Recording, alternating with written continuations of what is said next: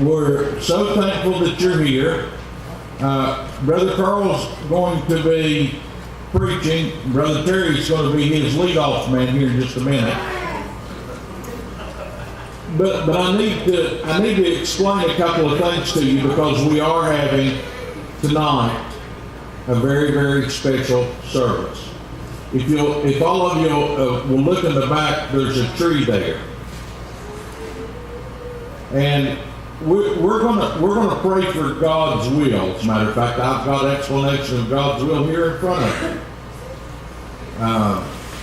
And if you had somebody tonight that's already passed and gone over to the other side and they're with Jesus now, we want to give you an opportunity to put a little tag or an ornament or a picture, whatever you want on that tree, signifying that they're there and you're coming to see them later. We're going to have a service to do that. Second, the Bible teaches me the effectual fervent prayer of a righteous man availeth much. Whatever your prayer request is, I don't necessarily think that you have to write down your prayer request. You can just put your name and put my prayer under it on the same thing, a tag or an ornament or a picture. And this church is what it's going to do is we're going to go over a few things here. We're going to believe that Jesus is going to answer those prayers. Now, what that takes is for this church to be in His will. If my people, listen to this, who are called by my name, shall humble themselves, repent of their sins, then will I hear from heaven. I'll heal their land. I'll forgive their sins. I don't know how many of you have prayers that need to be answered.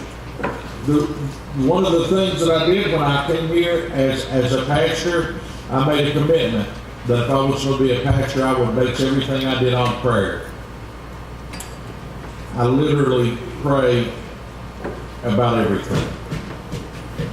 I believe that if my church has a prayer request that needs to be answered, it's my responsibility to do that. I also believe that the Bible teaches me, now y'all listen to this because this is important. It's important to me if it's not important to you. If two people agree on any one thing, He said He will bind it over yonder. I don't know what your prayer request is. And some of you may not have any prayer requests. But if you've got somebody that's lost, we got a problem, because they should be a burden on your heart. If you've got a need in your life, a real need. Some of us have real needs. Did you know that? Our church is going to come together, and Christian folks are going to come together, and we'll fill that up, and we're going to pray for that tree. And it's not a Christmas tree. I need to make that plain. That's a Jesus tree. And we're going to go to Jesus on your behalf. We're going to go to Jesus on my behalf. And we're going to see God answer prayers for this church, for you. Do I believe that He's going to answer those prayers? He'll never force anybody to get saved, but I'll tell you this, He'll knock on the door. He will knock on the door. He'll put legs behind the prayers. He'll use you to be in His will. So, what does that mean? When a person creates a will, they appoint somebody they trust as an executor. Jesus said, I'm going away. I was the light of the world. You are now the light of the world. I'm leaving this in your care. I'm leaving you a will. People say we're free will Baptists. Are you in God's will? You need to be in God's will. You really do. But most of us don't even know what will means. The word comes from a German word, actually. It's wollen. To want or desire. Let me ask you a question this morning. In Christian bonds, do any of you have any real desires to take care of your family? The Bible teaches me, listen to this, the Bible teaches me that he who does not care for his own family is worse than an infidel and has denied the faith. You need to have a will.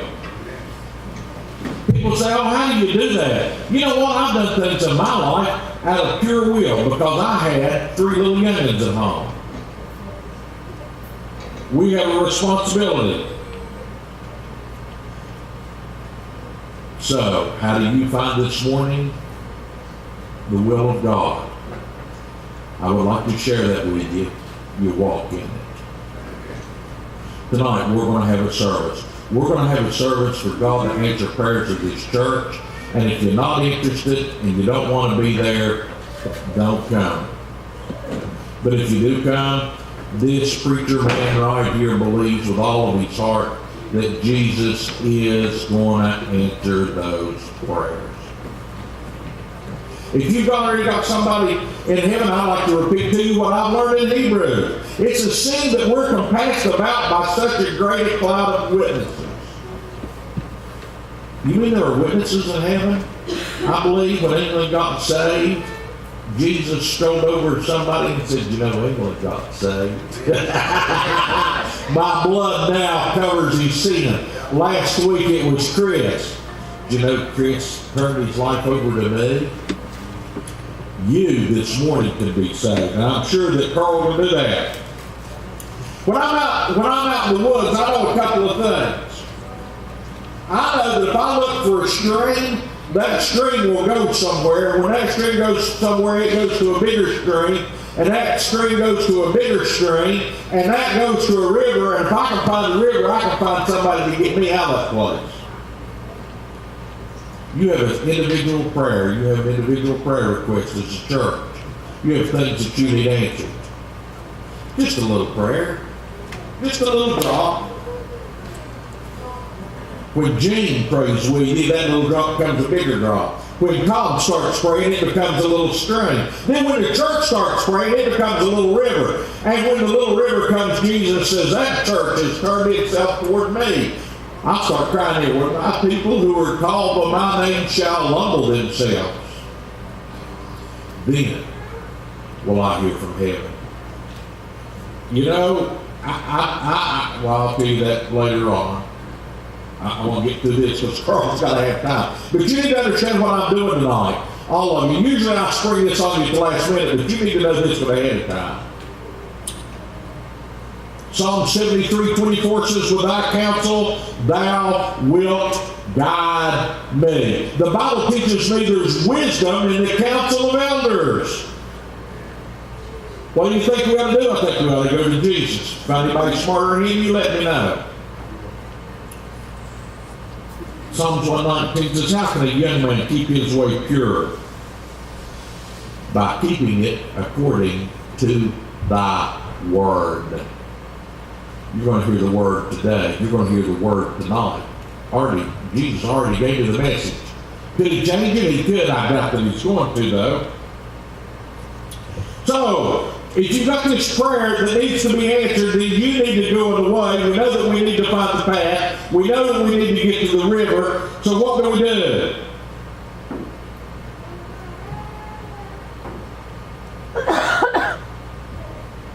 Thy word have I treasured in my heart, that I might not sin against thee. I've restrained my feet from evil, the evil way that I may keep thy word. I've not turned aside from thine ordinances, that thou thyself hast taught me how sweet are thy words to my taste. Yea, sweeter than honey in my mouth. From thy precepts I get understanding, therefore I hate every false way. Thy word is a lamp to my feet and a light, listen to this, unto my path. Remember me talking about the path? Let me ask you this real quick as a church. How many of you have got somebody you really need to see get saved before Jesus comes back? How many of you have got a prayer, a real prayer in your life? Somebody in your family's hurt. Somebody in your family needs something. God needs to really answer the prayer. Who needs to know that? Who needs God to know that? Well, looky here. I keep forgetting I'm on tape. Nobody says he sounds country. I feel sorry for people that watch me and say, looky here. It's all right, that's me. Looky here. I've said it all my life, I used to quit now, is it? You have the opportunity tonight to see Jesus work in your life. Brother Ed, you're starting to sound Pentecostal. No, I'm starting to sound like a Christian. It's time that we believe Jesus will answer our prayers. It's time as a church we became a church. It says, son, if I will receive my sayings and treasure my commandments within you, make your ear attentive to wisdom, incline your ear to understanding. For if you cry for discernment and lift your voice to understanding, if you seek your silver and search in earth's hidden treasures, then you will discern the fear of the Lord and discover the knowledge of God. I'd like to share that with you real quick. All things work together for good to those that love God and are called according to His purpose. I just got to ask you a question. How committed are you to getting your life to where it needs to be? I'm talking Christian folks. Brother Ed, you're going all around this to do that tree. You know what? It's high time that I did. Trust the Lord with all your heart and lean on to your own understanding. All your ways acknowledge you, and He shall direct your path. Commit your works to God, and your plans will be established. Have you ever made plans and you thought things good were going to come to you and then they fell apart? God bless your heart if you ain't following my life for a while. We need some of you to make a full commitment to Jesus as a church. Hey, Carl's going to preach to you, but I'm going to wear you out this morning. The mind of a man plans his way, but the Lord directs his steps. I need you to get on the path with me. Acts 16 says they come to Mysia where they were going to Valentia, and the Spirit of Jesus did not permit them. Sometimes Jesus just stops you from what you're doing because you're going to get in trouble.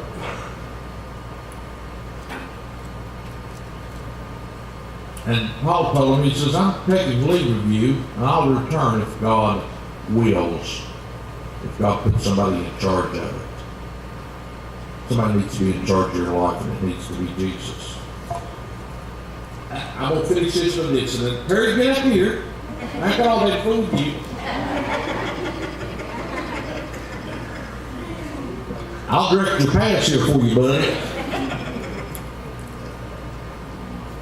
This morning, you need to go to church. You need to have church. This morning, you need to make a decision in your life. You're going to commit everything to Jesus. Because He's getting ready to come back and get the church. I ain't playing no game with this. I'm going to tell you this, and the Lord's done it. Everything that I do, I've already told you, that I pray about. And there's a will. My problem is when the church starts doing good, other folks decide what the will of God is for them, and rather than listen to the pastor, which is me, they decide what needs to be done, and they pay no attention. If it comes to the point, and I'll go ahead and tell you this, if it comes to the point where nobody's listening and I know that God's directing my life, I'll let you have it. I'll let Jesus take me somewhere else. Because I've learned two things. Number one, God really saved me. Number two, God really called me. Number three, I said two, but three, if He leads me in a direction, I'll go that direction. And I hope and pray. I love you all so much. I hope and pray He'll always be with you. But if you're not behind me, I'll still love you. I'll go on my way though. It's important that I follow God's direction in my life.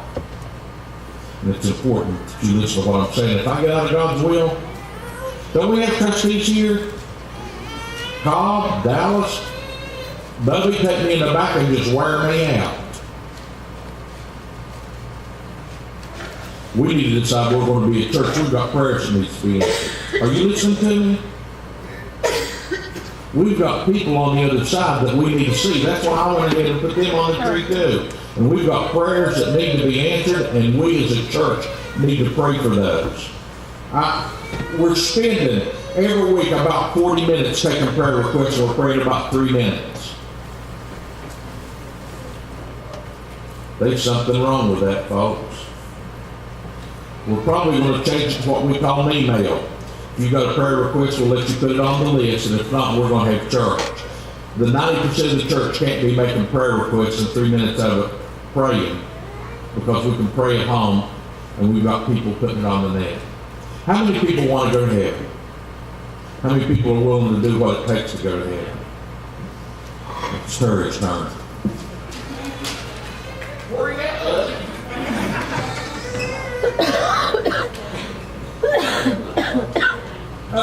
The first thing that you need to do is let these fine fellas sing, and then whatever the Lord leads you to do, I think I do. You want me to make you listen to the way that it goes? You want me to? All right, everybody's good singing in the choir. Come on up. You don't start coming, I'll start calling names. Hey, I appreciate your time. I know I believe in church a little bit, but it had to be said.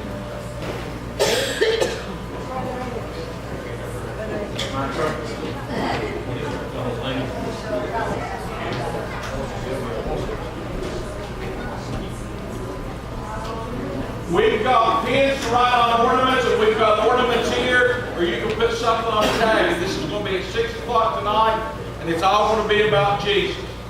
We need badly stuff for the food baskets.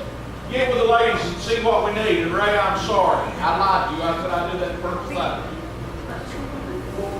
I done it first thing after I remembered it.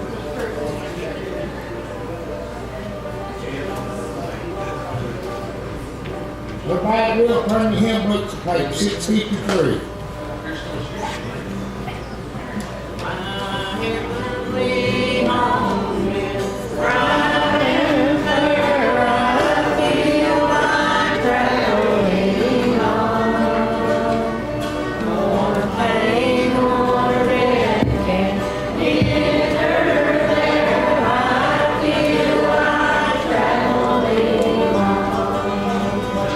Yes, I feel like traveling.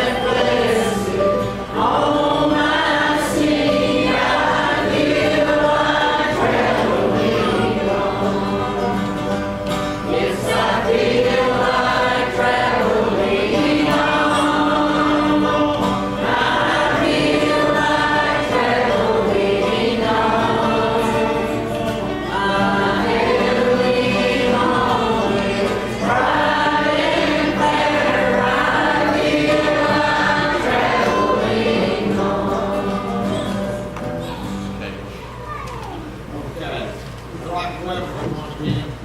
This time I'll need to pilot and take the product test.